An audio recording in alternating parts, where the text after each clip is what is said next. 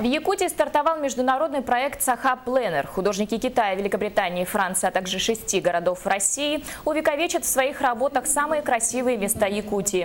Для работы под открытым небом художники выбрали в поселке Сотенцы Усть-Алданского улуса Ленский государственный музей-заповедник «Дружба», а в селе Титары Хангаласского улуса природный парк Ленские столбы.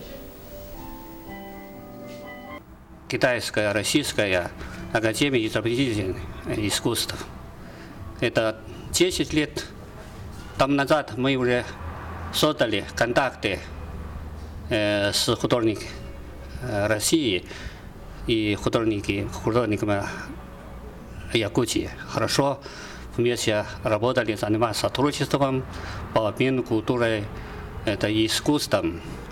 Мы часто посещаем друг друга, в то же время писали это творчество и в России, и в Китае.